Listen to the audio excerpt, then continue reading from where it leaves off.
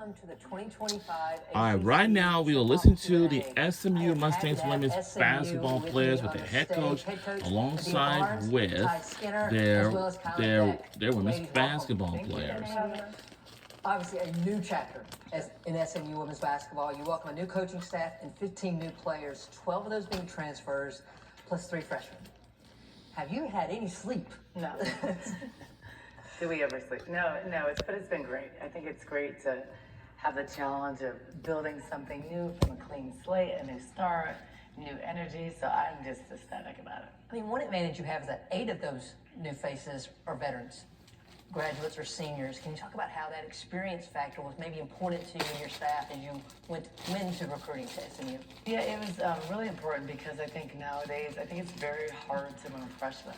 I think there's very few freshmen around the country that can be direct, impactful kids in a program. And so I think there's a lot of value with a returning player that's been under different coaches, like Ty and Kyla. They've been in different programs. They've done things different ways, and they have success and proven success at this level. I think that's essential nowadays. So we know what the style of play was when you were at Arizona. What should ACC fans expect from this SMU ball club? They should expect a fun team that's tough. I was a tough player, so I'm definitely a tough coach. I think that tough in a sense like blue collar. I'm not that tough. They all say I'm not that tough. But like tough in a sense like you're gonna have fun, you're gonna die for balls, you're gonna have each other's backs, you're gonna smile. You see they smile a lot. She smiles more than Kyla, but they both smile a lot. You're supposed to have fun. You do what you love and you have fun with it. A style that we're gonna play good basketball. We do a good job as coaches and we're organized.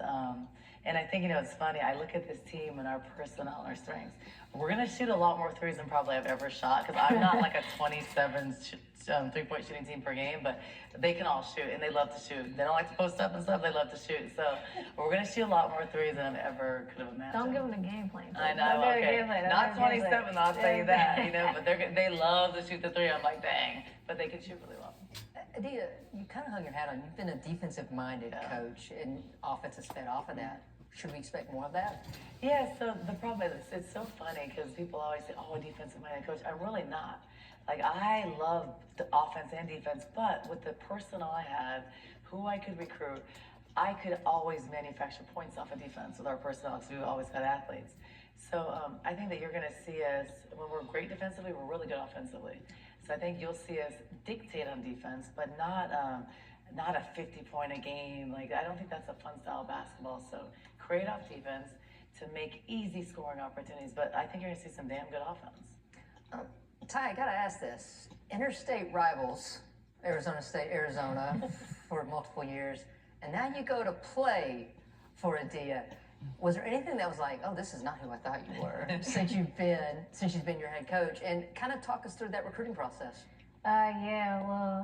Yeah, we was rivals. But I didn't think she was going to be as funny. I was surprised how funny Adia was. I think I laughed at her a lot. Like, Did we get to that? Yeah, we gonna let her know what clock is in. And she know I'm not cool. Yeah, You tell me what clock is. Tickets Kyla, tell her what clock is in. our new film, Springsteen, Delivery from Nowhere. I feel cool now. I felt cool. I was like, I'm talking.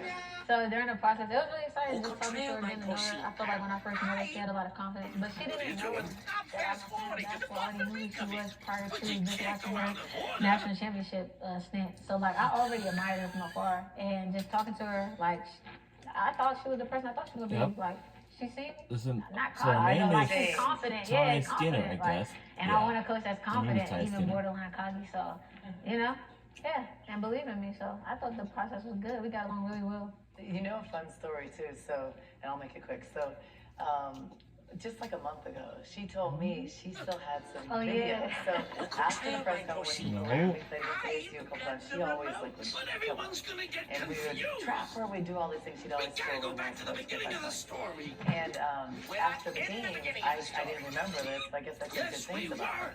And she had like 2 press conferences, and I read them out. It brought a tear to my eye. Like I said good things about her. As a competitor, she had those. I thought that was Ty, are you keeping those in case you get in the doghouse? No. I knew who she was before. She already had a great player that's at a place that I want to be at in the future, and as at my high school, I do look at that as like that's inspiration a little bit. So, yeah, I kept the press conference because I was like, Coach, I was like, Dad, I just played against Dia Barnes, the one with the girl from Erie that went to the league. I was like, this is what she said. She does. So I said it to my dad, and I always had it since, and I showed her. So. That was so cool. I didn't know that. Kyla, who's tougher to take the ball away from, you or your pit bull? Definitely my pit bull. She's got a strong little grip on her. Again, everyone's new to this. You've now gone against Ty in practice. Why don't we tell them Describe her game. It's funny because my freshman year, I went to SMU. We played Arizona State. So I remember her actually playing against her, but I was pretty young, so it was a long time ago. But just going against her in practice, she's a dog. Her skill set is really good. Like, she sees the floor very well. Like, that's something that I look up to her. You know, her vision, how she passes the ball, how she shoots, how she makes her reads is something that you can learn from. It's good for me because I get to play defense against that, and I feel like if I can guard Ty, I can guard anybody. Hey, I've got an idea. Ty, one of the greatest things I came upon as I was preparing for these 2 days is that you're the first person in your family to receive a college degree. Congratulations, first Thank of you. all. And can you talk about how maybe that has inspired you throughout this process of college athletics? And what does your mom say about all of this? Yeah, my mom, shout out to my mom. She's really excited. She's more proud than I am about accomplishing the degree. She really wanted me to do it.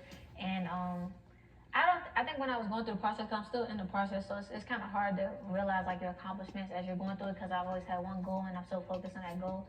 So I think just looking back at the few things that I have accomplished, like it's just a blessing, really. I just thank God every day. And like I said, my mom and my family, they're really proud of me. They think I already made it. I haven't even accomplished my dream yet. They're like, you already made it. So yeah, I think they're really proud of me. Ty, you didn't even say it, but one thing that I think makes you great is you're always striving for more. Yeah. That's what I'm hearing from you. Adia, as you are transitioning into the ACC, has there been a coach that's reached out to you or that's just been trying to help you through this process as you come into your 3rd new conference in 3 years? No, I don't say it like that. No, but I think at this level, I think that we're all competitors. I did reach out to Sharma, who was actually one of my teammates years ago, and just asked about, and I've known Amaka, so I asked her about the ACC, but I think that at this level, and we all compete against each other, we're fierce competitors, and I think that it's just different now. I think if I was maybe 25 years old and hadn't been somewhere else probably, but I think it's just different as you mature and get older and change conferences. Ty, I hear you like to cook. Yeah. What's the go-to meal? I'm very simple. I like nachos a lot. I'll say nachos, steak, and salmon. I cook that a lot. She loves seafood rolls. She will spend probably No, stop. I bet she does. We thank God for rev share money. Wow. It's like $200. I'm always like, Ty, seafood rolls. That's Ty's thing. Just for yourself or is this for the team? No, I invite them. You're welcome to bring your own seafood boil. $50 a person. She can't be paying for the team. Like, You know there's a business side to this. Like you I can start know. charging. I know. So anybody who wants to sign an NIL with me, seafood business, please. She will be your best I'll be your advocate. best advocate. Kyla, who's the one teammate that you think maybe no one knows about right now that a couple weeks or a month in everyone's going to be talking about?